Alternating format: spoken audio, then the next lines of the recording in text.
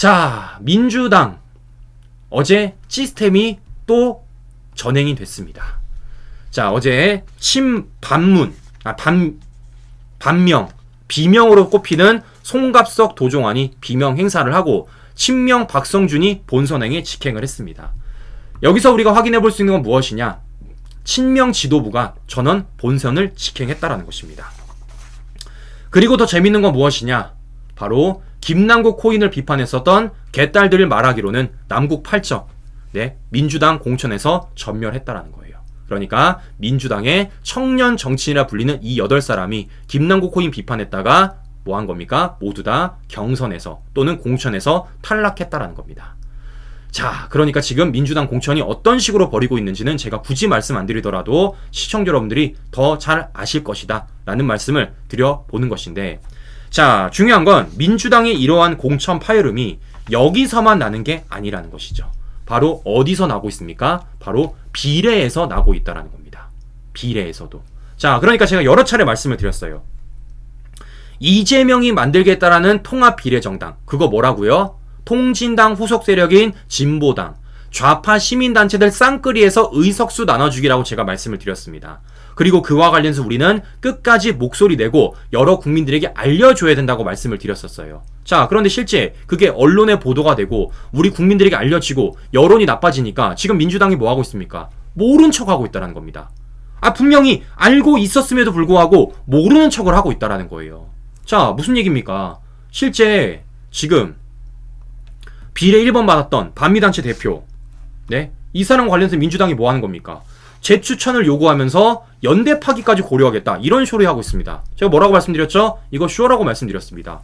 자, 그러면서 어제 어떻게 했습니까? 실제 문제가 됐던 전지혜가 후보 자진 사퇴를 했어요. 자, 그런데 제가 우리 시청자를 뭐라고 말씀드렸습니까? 아니, 얘뿐이냐? 많다 아직도. 왜냐? 1번이 반미단체 출신이면 2번은 사드반대다.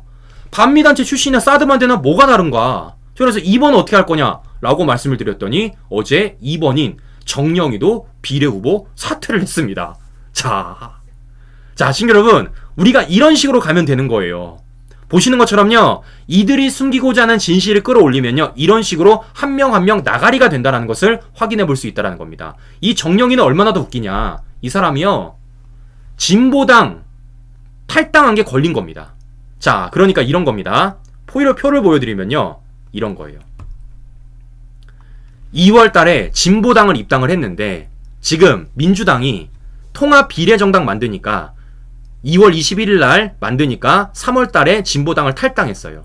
그리고 3월 10일 날 지금 민주당의 비례 후보로 선발이 됐다라는 겁니다. 그러니까 2월 달에 진보당을 입당한 사람이 진보당이 아닌 척 3월 달에 진보당을 탈당해가지고 지금 좌파 시민단체 몫으로 비례 후보 2번을 받은 겁니다. 이게 걸려버린 거예요. 그래서 뭐 한 겁니까? 이와 관련돼서 사퇴한 겁니다. 우리는 이런 식으로 가면 되는 거예요. 그러니까 지금 어떻게든 민주당과 이 좌파들은요, 이 비례와 관련돼가지고 뭐 하면 되겠습니까? 공천해야 됩니다. 근데 공천을 해야 되는 과정 속에서 어쩔 수 없습니다. 뭡니까? 이런 사람들밖에 데려올 수밖에 없다라는 거예요. 왜 이런 사람들밖에 데려올 수 없겠습니까? 제가 말씀드렸잖아요. 심사위원이 누구라고요? 조성우라고요. 박홍근 옆에 있는 조성우. 이 사람 누구라는 겁니까? 결의 하나 이사장이라는 겁니다. 결의 하나 이사장. 아니, 이런 사람이 지금 심사위원으로 있는데 그러면 어차피 뽑을 사람들 똑같은 사람 또 뽑는 거 아닙니까? 그 사람이 그 사람 아니겠어요. 실제 그래서 오늘 보니까 중앙일보에서도 단독보도 때리더라고요. 반미 논란 전지혜 뽑은 민주당 비례심사위 과반이 친북단체 출신이다. 자, 그래서 제가 뭐라고 말씀드렸습니까? 선수를 바꿀 게 아니라 심판을 바꿔라. 아니, 심판을 안 바꾸는데 어떻게 선수 교체가 가능하느냐 라고 제가 말씀을 드리는 겁니다. 지금 뭐 하는 겁니까? 결국에는 반미, 친북 논란으로 전지혜, 정영희가 비례 후보 사퇴를 했지만 결국에는 전지혜 같은 사람, 정영희 같은 사람이 또다시 공천받을 가능성이 매우 높다라는 것입니다. 왜냐? 심사위원을 안 바꿨으니까. 자, 그럼 우리는 뭐 하면 되겠습니까? 이와 관련돼서 계속 까고 우리는 이와 관련해서 계속해서 수면 위로 올라가면 된다는 겁니다. 그럼 어떻게 되겠습니까? 이재명은요, 막다른 길로 놓일 수밖에 없다라는 거예요. 즉 뭐겠습니까? 이재명은 두 가지 선택을 할 수밖에 없다라는 것이죠. 저런 반미단체 대표와 손을 잡고 가던가, 아니면 끝까지 모르쇠로 쇼를 하던가 둘 중에 하나를 가야 된다는 겁니다. 과연 이재명이 어떤 선택을 할지 제가 매우 궁금한데, 자, 그럼 여기서 우리가 하나를 더 까야 되는 겁니다. 바로 무엇이냐? 이재명이 막다른 길로 더 놓이게 만들어야 된다는 거죠. 자, 뭡니까? 지금요, 민주당은 선택을 했어요. 어떤 선택을 했습니까? 모르쇠 전략으로 선택을 했습니다. 그러니까 이런 거 아니겠습니까?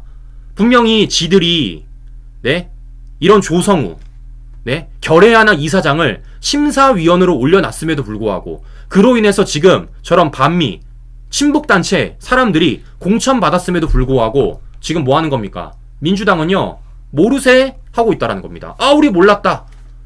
이거 후보 안 바꾸면 우리 연대 파기하겠다 라는 식으로 지금 모르쇠 전략으로 나오고 있다라는 겁니다. 자, 그러면 우리는 뭐 하면 되겠습니까? 이걸 반박하면 되겠죠. 어떻게 반박하면 되겠습니까? 니들 알고 있었다. 니들이 모를 수가 없다. 니들 분명히 알고 있었다. 라고 우리가 반박해주면 되겠습니다. 자, 왜냐? 잘 생각해 보십시오. 잘 생각해 보세요. 아니, 반미단체나 친북단체나 통진당 후식 진보당이나 뭐가 다릅니까? 뭐가 달라요? 다른 점 좀 얘기해 주세요. 네? 반미단체나 친북단체나 통진당 후식 진보당이랑 뭐가 다릅니까? 그런데 그런 통진당 후신 진보당에 대해 비례정당 대가로 내석 보장해줬습니다. 이것뿐입니까? 울산 북구 지역구도 내줬어요. 이것뿐입니까? 72곳에 단일화 진행하고 있습니다. 그럼 제가 물어보는 겁니다. 민주당한테. 지금 민주당이 뭐라고 하고 있습니까? 좌파 시민단체 비례와 관련돼가지고 친북단체, 반미연합, 반미단체 관련된 활동을 한 사람들에 대해서 문제 있다. 이거 바로잡지 않으면 우리 연대 파기할 수 있다. 라는 식으로 모르쇠로 나아가고 있다라는 거예요. 그럼 저는 물어보는 겁니다. 통진당은 몰랐냐? 통진당 후속 세력인 진보당은 뭐가 다르냐? 라고 제가 물어보는 겁니다. 아니, 잘 보세요. 통진당의 강령이 뭡니까? 네? 자, 진보당 강령입니다. 보십시오. 일제 식민 지배의 잔재를 청산하고 불평등한 한미관계를 해체하여 민족의 자주권을 확립한다. 아니, 이게 친북단체랑 반미단체랑 뭐가 달라요? 뭐가 다릅니까? 자, 그렇기 때문에 어떻습니까, 신규 여러분? 이재명은 알고 있었다. 민주당은 알고 있었다. 모를 수가 없다. 라는 것을 우리가 확인해 볼 수 있다라는 것입니다.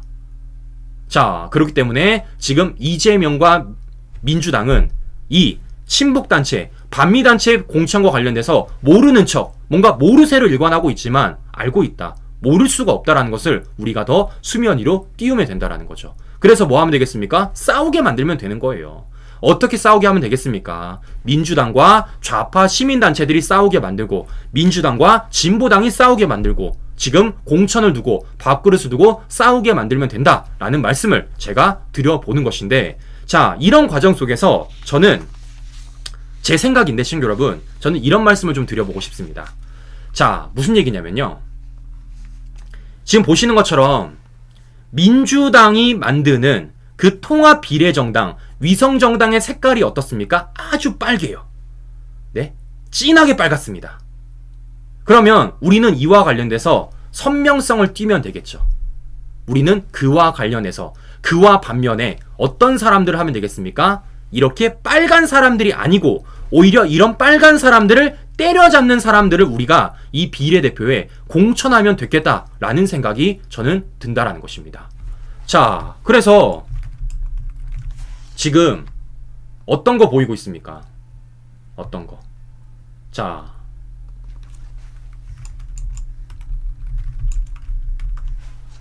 지금 알려지기로는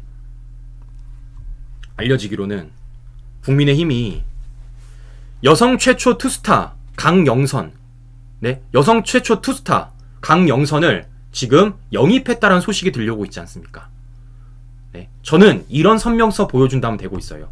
이런 선명성. 전 이거 잘하는 거라 보고 있습니다. 보시는 것처럼 지금 이 민주당 좌파들이 이 비례 공천과 관련돼서 이렇게 빨간색으로 보여준다라면은 우리는 오히려 그런 빨간색들과 관련돼서 대적할 수 있는 사람들을 보여주면 되는 것이죠. 그럼 어떻게 되겠습니까? 우리 국민들이 현명한 판단할 수 있다고 보고 있습니다. 잘 보세요. 지금 민주당에 공천하는 이 과정들, 민주당의 비례대표와 관련된 공천들, 잘 보십시오. 전문성 있습니까? 국가관 있습니까? 안보관 있습니까? 없어요. 없습니다. 자, 그럼 우리는 뭐 하면 되겠습니까? 비례대표를 선출함에 있어서 오히려 전문성을 강조하면 되는 것이고요. 더 나아가서 안보관을 강조하면 되는 것이고요. 더 나아가서 국가관을 강조하면 되는 것입니다. 그와 관련된 사람들을 우리가 비례대표에 공천을 한다라면은 뭡니까? 선명성을 확실하게 할 수가 있다는 거예요. 그러면 어떻게 되겠습니까? 우리 국민들은 현명한 판단 할 수 있다는 겁니다. 간단하죠? 북한이냐? 한미동맹이냐? 간단하잖아요. 자, 그렇기 때문이라도 민주당이 이러면 이럴수록 우리에게는 땡큐다. 우리는 그러면 그럴수록 이 좌파들이 숨기고자 하는 진실들 계속 끌어올리면 되는 것이고, 좌파들이 공천할 때마다 그 관련된 내용들을 알려가지고 이렇게 사퇴하게 만들면 된다. 그런 과정 속에서 이 좌파들이 치열하게 다투게 만들면 되는 것이고, 우리는 그 과정 속에서 제대로 된 공천을 통해 선명성을 확보하면 된다라는 말씀을 우리 시청자 여러분들에게 드려보면서 오늘 방송 마무리해보도록 하겠습니다. 네, 오늘도 행복 하나로 보내시고요. 오늘도 긴 시간 끝까지 시청자 여러분 감사합니다.